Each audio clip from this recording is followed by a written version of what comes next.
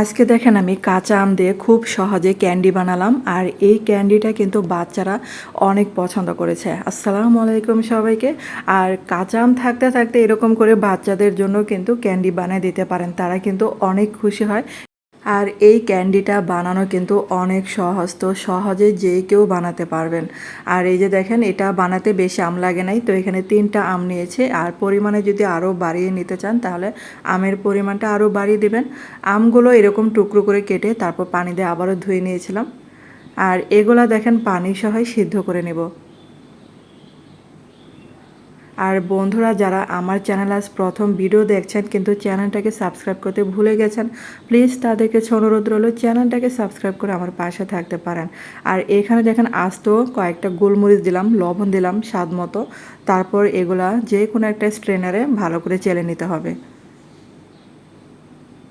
আর candy বানালে অবশ্যই কিন্তু এগুলা চেলে নিতে হবে। আর এগুলা দানাদার থাকলে কিন্তু ক্যান্ডিগুলো একদমই ভালো হবে না। আর এই যে দেখেন, এটা কিন্তু চেলে নেওয়া হয়ে গেছে। আর এই রেসিপিটা এত সহজ যে কেউ কিন্তু বানাতে পারবেন অনায়াসে। আর এখন একটা পাত্রে ঢেলে নিলাম এই আমের পিউরিটা। তারপর এখানে মানে 1.5 কাপের মতো চিনি দিয়ে দিলাম, আবার একটু লবণ দিলাম। আর এখানে অনবরত নাড়তে হবে। আর আপনারা এখানে চাইলে যে কোনো ফুড কালার ব্যবহার করতে পারেন, আর চাইলে ফুড কালার ছাড়াও করতে পারেন। আর এটাকে ঘন করার জন্য দেখেন আমি কিছুটা কর্নফ্লাওয়ার পানিতে মানে গুলিয়ে তারপর এটার মধ্যে মিশিয়ে দিলাম। আর এটার কালারটা জানি আমার কাছে কেমন লাগছিল, তার জন্য কিন্তু এখানে সামান্য একটু ফুড কালার দিয়ে দিলাম। এটা একদমই অপশনাল, ঘরে থাকলে দিবেন আর না থাকলে দেওয়ার কোনো দরকার নেই। আর আমি শুরুতেই দিতে চেয়েছিলাম আর ভাবলাম যে এই আমের কালারটা রাখবো, কিন্তু কর্নফ্লাওয়ার দেওয়ার পরে কালারটা যখন চেঞ্জ হয়ে গেল তখনই ভাবলাম যে আরেকটু মানে ফুড কালারটা অ্যাড করি এখানে। আর এটা দেখেন একদম এই যে ঘন থকথকে হয়ে আসবে। আর এটা কিন্তু দেখেন হয়ে গেছে।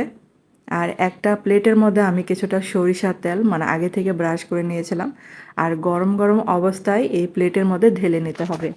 আর এটা কিন্তু ঠান্ডা হলে একদমই এটা জমাট বেঁধে যাবে, যেহেতু এটার মধ্যে চিনি আছে আবার কর্নফ্লাওয়ার আছে।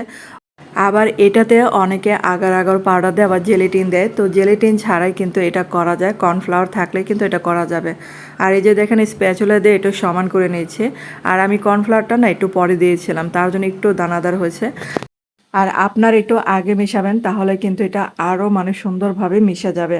আর এটা যে ভালো করে সমান করে নিতে হবে, তারপর হচ্ছে এটা নর্মাল ফ্রিজে বা এমনিতেও রেখে দেবেন অনেকক্ষণের জন্য, যেন এটা ঠান্ডা হয়ে এই যেরকম জমাট বেঁধে যাবে। আর এই যে দেখেন হাতে কিন্তু একদমই লেগে থাকবে না। আর এই যে এই শেপের জন্য আমি এরকম করে মানে এটা এই কুকি কাটার নিয়েছি, মানে আমি আমার পছন্দ মতো ডিজাইন করে নিয়েছি। আপনারা চাইলে চাকু দিয়ে সমান করে মানে কেটে নিতে পারেন। তো এটা করাটা অনেক সহজ। এরকম একটা কুকি কাটা থাকলে আপনারাও সহজে এই ডিজাইনটা করতে পারবেন। আর এই যে দেখেন হয়ে গেল তো বাচ্চাদের পছন্দের আমের ক্যান্ডি।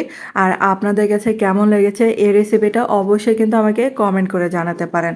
আর এত মজার হয়েছিল, আর আমি যখন কাটতেছিলাম আমার ঘরে বাচ্চারা যারা আছে তারা মানে চাওয়া শুরু করলো এটা খাবে, কারণ দেখতে এত লোভনীয় হয়েছে। তো আপনিও কিন্তু সহজে বানাতে পারেন এই আমের ক্যান্ডিটা।